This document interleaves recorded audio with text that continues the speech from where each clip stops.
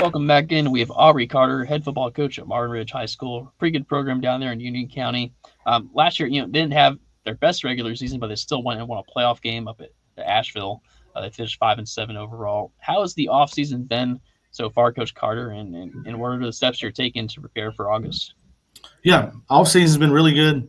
I mean, here in Union County, we're finishing up, school this week, so we got 2 more days of lifting before we get into exams. But kids been outstanding. I mean, I'm sure everybody says that, but we had a really good off season. Attendance in the weight room's been really, really good. Kids are doing what they need to do to get better. I'm not very good at math, but you got there and you started as head coach in 2015. Is this your 10th year? Or I just what? finished 10, so this upcoming Okay, year this is will be, 11. will be year 11 for me here. What's the biggest difference for you in year 11 versus year one? How have you improved as a coach since then? Just knowing the area better. Living down here, getting to know the ins and outs of this conference in the area. I mean, we played. We've added and subtracted some teams from the conference over the years, but I mean, for the most part, the core group of the conference has been the same. Just kind of learning how to navigate it. I mean, we joke all the time. There's no dead weeks in the conference. Got to play well every week to win. So it's just been kind of navigating that part of the schedule and just continually getting better each year. Awesome. So let's go on offense first. You have a wide receiver, Alex Voss, who committed to Boston College. Yes, sir. That's always exciting to have an ACC level player at receiver. Tell me Yeah. a little bit about Alex and where you're looking for him out of his last year here. Yeah. I mean, Alex has been part of our program all 4 years. I mean, it's been exciting for me as a coach to see him develop over his 4 years here. I mean, he's a big, long, athletic 6'3", 205-pound true outside receiver that, you can move around, play him in every receiver spot, inside or outside. It's really, really smart. Um, it's that big physical kid that can high point the ball. And, it's nice to have an ACC caliber player, at that position you can get the ball to. Yeah, for sure. Who else in that receiver room should people look out for this year? Yeah, I mean, we like our receiver room. With Alex being a senior, we got another senior, Levi Haynes, who played a lot of football for us last year. We're real excited about.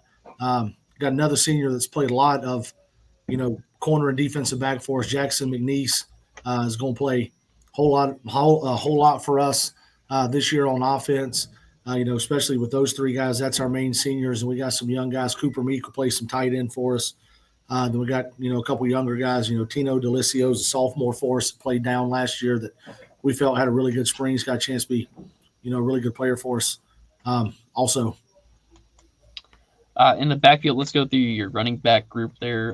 Who are some of the names that people can expect for that group? Yeah, right now, through the spring, we're rotating and playing, three different guys back there.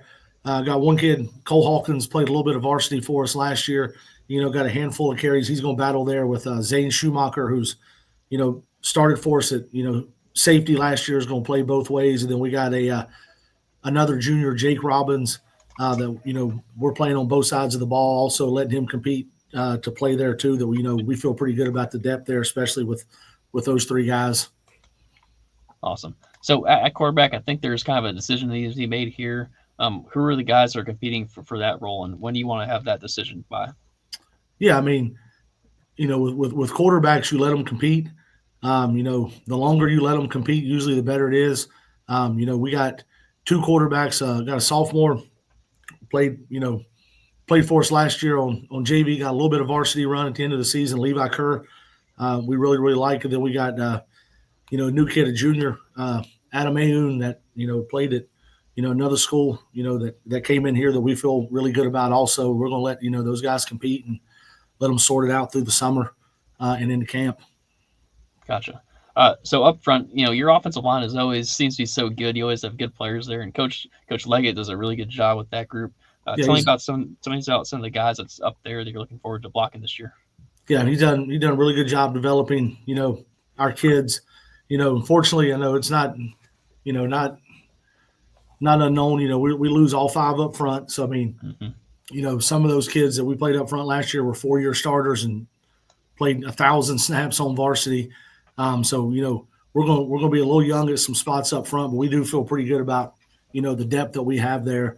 We got one senior, Brennan O'Neill, had an awesome, really good spring for us that's, been a 4-year guy in our program that we think is going to have a big year. We got a big left tackle, Bryce Razima. It's a big 6'4" kid that we really, really like also.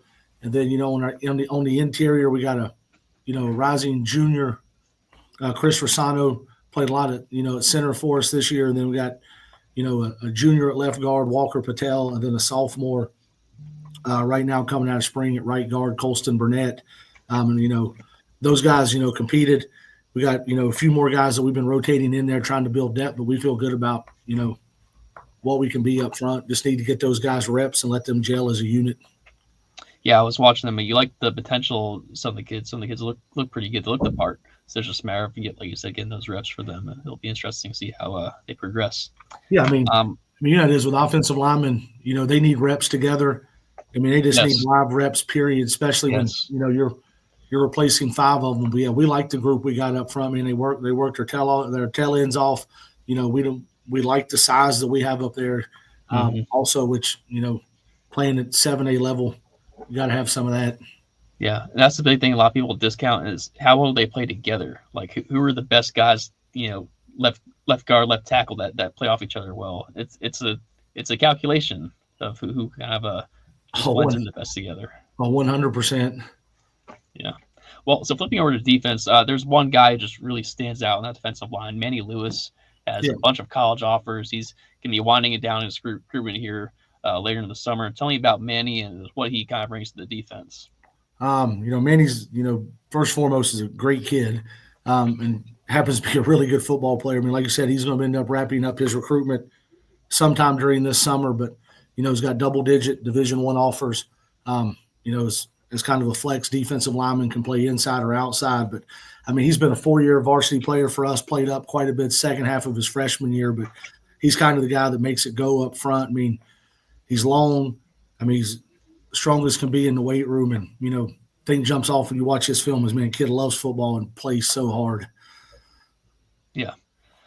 Who are some of the guys around him that are kind of going to fill in those gaps, and how much does he kind of help, just his presence, how much does he help those other guys do what they're going to do? Yeah, I mean, he's a great leader. I mean, when he ain't a big rah guy, but when he speaks, everybody listens.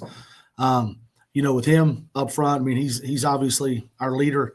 Got another interior, defensive lineman, Chase Wakefield, played a lot for us on varsity.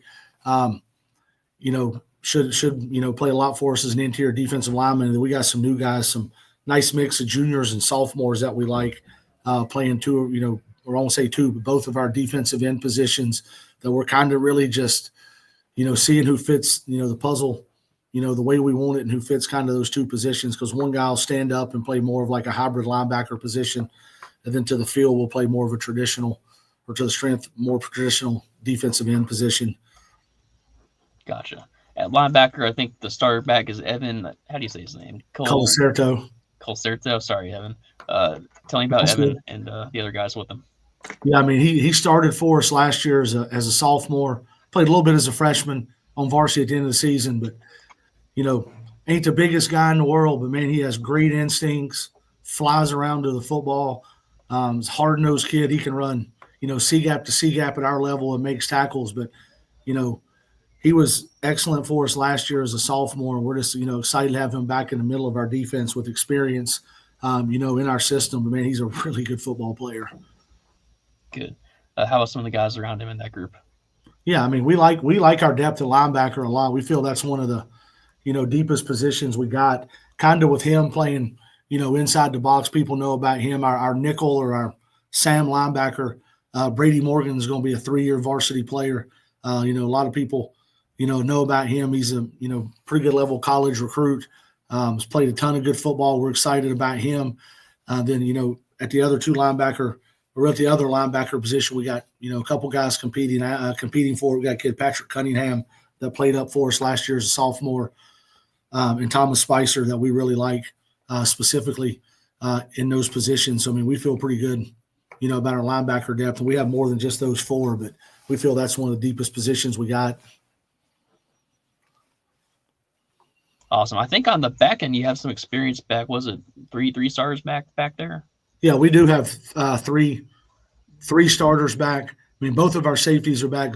Zane Schumacher, who I talked about a little bit ago on offense. He's going to play some safety for us and running back. Our other safety, Sam Savanovic, will be a 2-year. Well, this year he'll be a 3-year varsity player. But he's played a ton of reps on varsity his sophomore and junior years. Good player. And then kind of the third returning starter, Jackson McNeese, who will be a 3-year varsity player, who, like I mentioned earlier, is going to play some corner for us and play some receiver. So, I mean, like I said, some of the positions we don't return a ton of experience, but at DB, I mean, returning 3 starters definitely makes you feel pretty good about what you got back there. Yeah, especially considering some of the teams that you play in that conference, the way they throw it around. Absolutely. Specialist wise, it always seems like you guys have like these standout specialists there. Just that whole little area in general has always got these guys. Tell me about your kicker, punter, long snapper, all that situation this year. Oh yeah, I mean we everybody we play seems like they have a kicker. I'd love to play somebody where they can't kick it in the end zone or make it back to 50 on field goals would be great every once in a while. But yeah, I mean this area has produced a lot of high level specialists.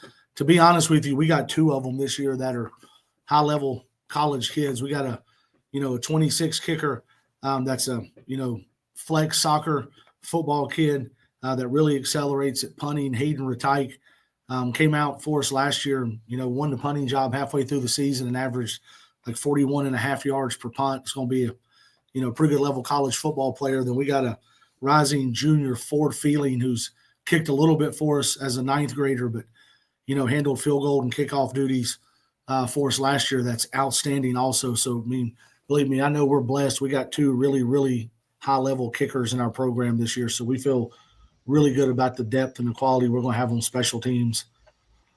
Good. How about long snappers? That's something you're figuring out still? Oh, yeah, we value special teams. Right now, if we played tomorrow, our long snapper would probably be our linebacker, Evan Colacerto. He's pretty good little long snapper too. Okay. Nice. Yes, sir. Nice. How about non-conference? Who are we playing in non-conference this year? Yeah, so with the conference adding Piedmont to Catholic. Adding Piedmont and Catholic, we got 4 non-conference games. So we're going Cox Mill week 1, week 2 we got Ballantyne Ridge, Ardrey Kell week 3, and then week 4 we're going up to play Ashbrook this year. Got some pretty good teams on the schedule there. That'll get you ready for conference. 100%.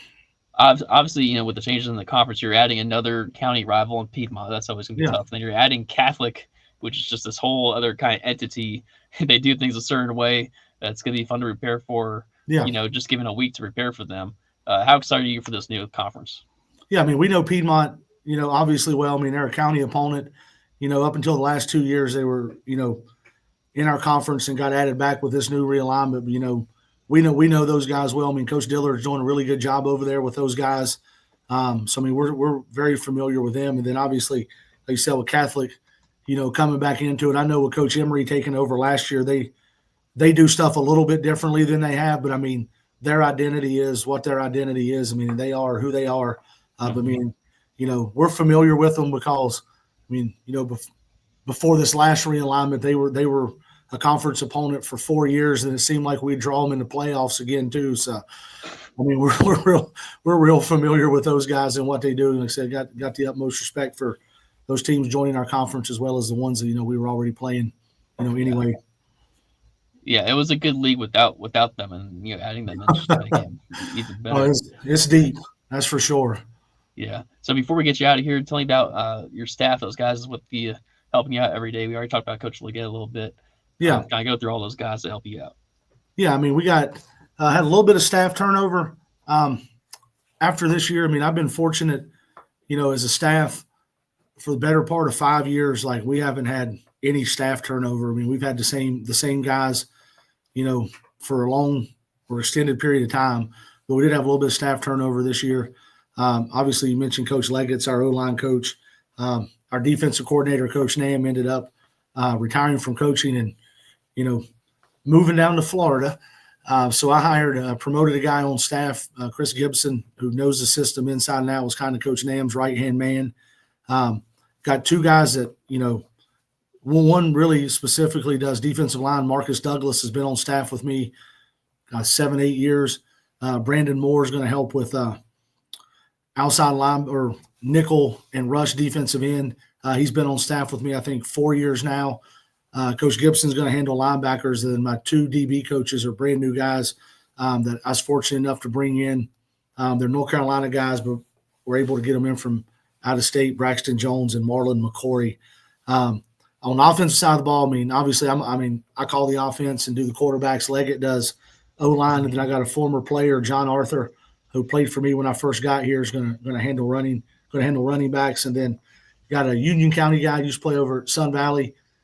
Good young coach Jeremiah Miller is going to be our full-time receiver guy this year, or full-time receiver coach this year. So, we're looking, for the right fit. We may add one or two, here or there, but we feel good about the core 9 or so guys that we have on staff. I mean, like I said, the majority of us have been together for a while. Mm-hmm. Awesome. Well, Coach, I appreciate your time today. Thanks for coming on here and telling me about your guys and your staff and your schedule. Looking forward to the season. It's about to be June here. It'll be Friday nights before we know it. So I appreciate your time today, and best of luck here rest of the off season. No, Joel, appreciate it, man. Like, I don't know if you hear it all the time, man. We all, as coaches across the state, man, appreciate what you guys do, and advertising and marketing high school football in North Carolina, man. We do appreciate what y'all do. I appreciate that. Absolutely, man.